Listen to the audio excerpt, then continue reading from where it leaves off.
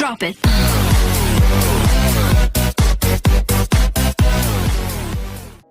Assalamualaikum warahmatullahi wabarakatuh. Saya Gadis Solo dari 11 Sosial 3. Di sini saya akan mempresentasikan tentang perdagangan nasional. Sebelum itu saya memperkenalkan teman-teman saya.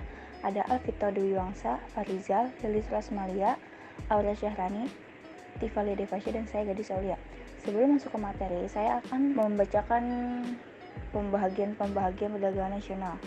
Pertama ada pengertian perdagangan internasional, yang kedua ada teori-teori perdagangan internasional, yang ketiga manfaat perdagangan internasional, yang keempat faktor pendorong perdagangan internasional, yang kelima dampak negatif perdagangan internasional. Yang pertama pengertian perdagangan nasional. Apa sih pengertian perdagangan internasional?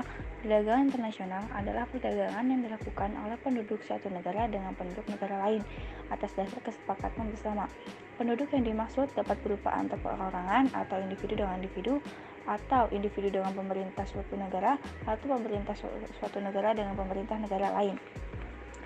Yang kedua, teori-teori perdagangan internasional. Ada beberapa model menurut para ahli, yaitu model Adam Smith. Model Adam Smith ini memfokuskan pada keuntungan mutlak yang menyatakan bahwa seluruh negara akan memperoleh keuntungan mutlak apabila semuanya memperlakukan perdagangan bebas dan fokus pada produk atau keahlian mereka. Di sini mengatakan bahwa negara memiliki keahlian masing-masing akan memiliki sumber daya masing-masing yang dapat difokuskan dalam perdagangan internasional, sehingga akan terjadinya kegiatan ekspor dan impor di tanah air. Seperti contoh kerjasama antara Indonesia dan Malaysia. Indonesia sebagai penghasil minyak bumi dan Malaysia sebagai penghasil kelapa sawit.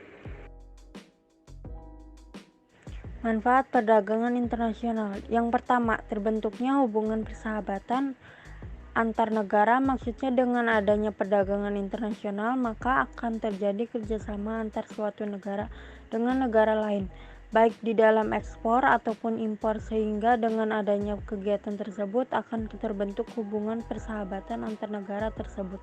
Yang kedua, meningkatkan kemakmuran negara, yakni perhitungan internasional dengan tujuan meningkatkan pendapatan suatu negara dengan melihat kelebihan dan kekurangan, sehingga negara tersebut dapat menjual atau memperoleh suatu barang untuk memenuhi kebutuhan mereka. Akan adanya perhitungan perdagangan internasional melalui kegiatan ekspor dan impor.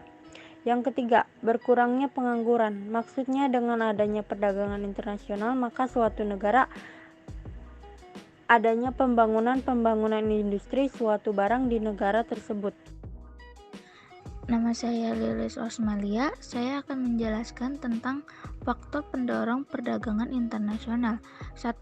Faktor alam. Potensi alam. Setiap negara memiliki kadar geografis yang berbeda-beda, sehingga setiap negara memiliki potensi alam, sumber daya alam yang berbeda, sehingga negara-negara tersebut memiliki kekurangan dan kelebihan sendiri mengenai sumber daya alamnya. 2. Keinginan memperoleh keuntungan dan meningkatkan pendapatan negara. Perdagangan internasional memiliki tujuan meningkatkan pendapatan suatu negara, sehingga faktor ini sangat berpengaruh pada perdagangan internasional. 3. Untuk memenuhi kebutuhan Sekian dari barang dan kami jasa kelompok dalam negeri 3, kurang lebihnya mohon maaf. Wabillahi negara taufiq pasti walhidayah. memiliki Wassalamualaikum kekurangan warahmatullahi barang yang wabarakatuh. bersangkutan, sehingga mereka memenuhinya dengan cara melakukan ekspor dan impor yang tentunya atas pendorong terjadinya perdagangan internasional. 4.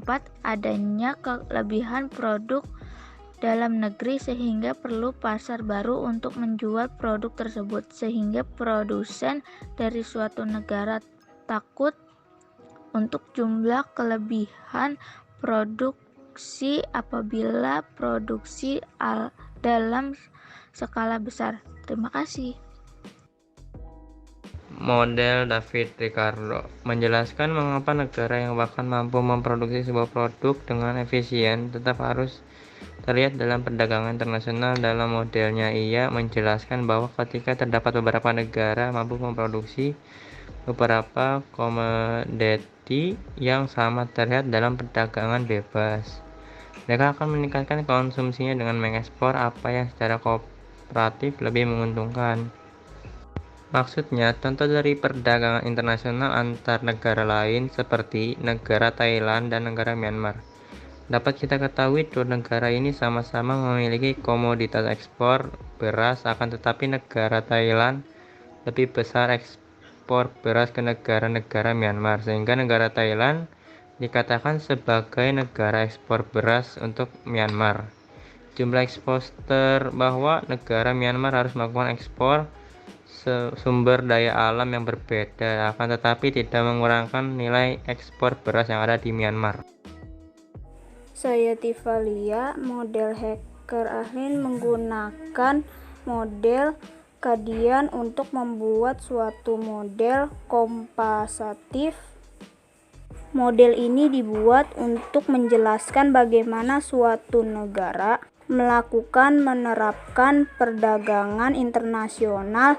Dalam model ini, hackers Ahlin menyatakan bahwa negara harus mengekspor yang melimpah dan diproduksi massal dan mengimpor produk yang langka.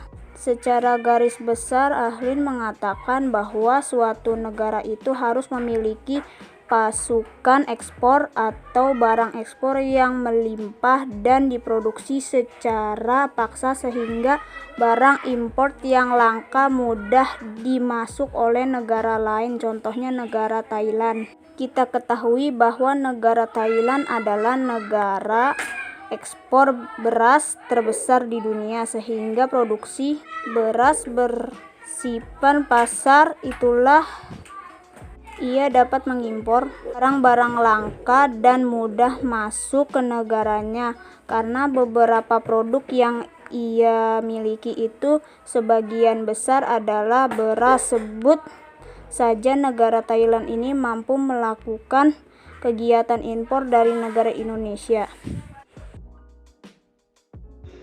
Dampak negatif perdagangan internasional. 1. Dampak negatif produk dalam negeri semakin menurun. Dengan adanya perdagangan internasional menyebabkan produk luar negeri datang ke dalam negeri, menyebabkan perselisihan antara produk lokal dalam produk luar, yang produk luar memiliki kelebihan spesifik kualitas maupun lokal. Hal ini berdampak menurunnya produk lokal. 2. Ketergantungan Indonesia terhadap negara-negara maju. Indonesia terhadap negara-negara maju yaitu salah satunya dengan negara sumber daya alam yang melimpah. Meskipun demikian, sifat dari alam yang melimpah tersebut tidak diolah dengan baik secara maksimal. Sekian dari kami kelompok 3, kurang lebihnya mohon maaf. Wabillahi taufiq wal hidayah. Wassalamualaikum warahmatullahi wabarakatuh.